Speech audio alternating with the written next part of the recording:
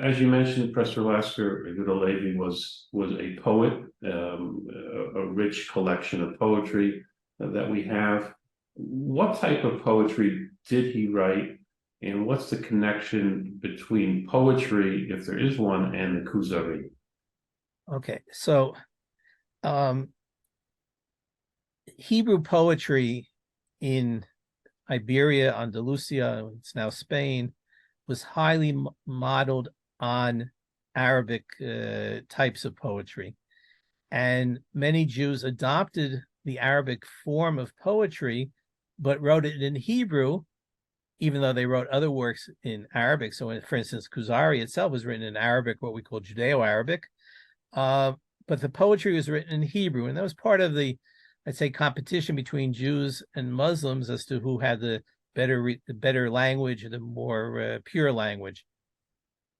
The Muslims wrote wine poetry. They wrote love poetry, even though presumably wine is forbidden in Islam. And then I don't know how much today you wouldn't find such open poetry about women in the Muslim world. So Jews did that as well, and they took the forms of the poetry, the various different types of poems, and the subjects. Of course, Jews also wrote liturgical poetry, keynote, which are dirges for lamentations, for instance, Tisha B'Av. They wrote the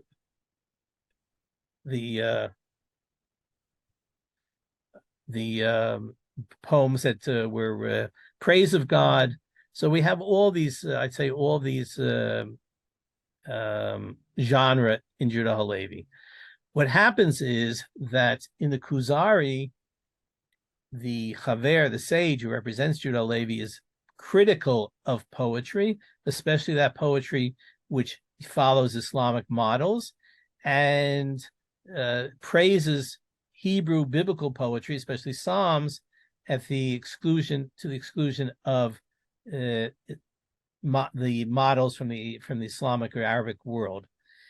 There is also some evidence that HaLevi was regretted in his older life the poetry he'd written as a youth, namely wine, women, and song. We don't know for sure. There's one other genre of poetry that HaLevi wrote, which was the Zionide poems. I'm in the my heart is in the east, and I'm in the furthest edge of the west. Sion, will you not inquire about your captives? Many of them have became part of the liturgy, and it was this love of Zion which animated the poetry, which also animates the book of Kuzari. And one can see from his poetry about Zion and about Sion and Israel that this was a major obsession, I'd even say, for Yehuda HaLevi's, which he then put into action by going to the land of Israel. There are certain poems that seem to express some of the ideas which occur in the Kuzari. This is a field which there's a lot of, I'd say, controversy about how much one can learn about one's thought from one's poetry.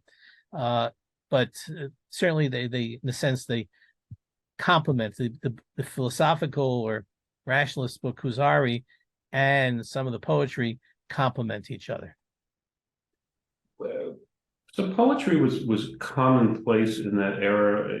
People were into poetry. Great Jewish thinkers like HaLevi and others wrote poetry. What happened over the years? Like, why aren't we in love as the Jewish people with poetry today? Like, what happened to poetry? I don't know how to explain it, but I assume it has to do with the societies in which we live.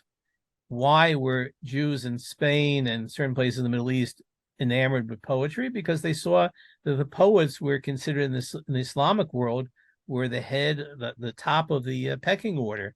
To be an accomplished poet was a great thing. In these societies as well, there were patrons of poetry. it was often a good business move to become a poet if one could find a rich person to whom one would praise and who would pay for those praises. I think there are certain societies in which poetry is still honored in today's world, but certainly not as much as it was in the Islamic world at the time. And the Jews copied from the Muslims, I think. Okay. As opposed to music, which Jewish music is everywhere. There's this tremendous resurgence, if that's the right word, of Jewish music today as opposed to poetry. Well, I would think that also has to do with the societies in which Jews live. And also you might have to do with modern forms of communication where you can hear music right away. And it's hear it in the background. One doesn't have to pay attention. With poetry, one has to have a long attention span for understanding poetry.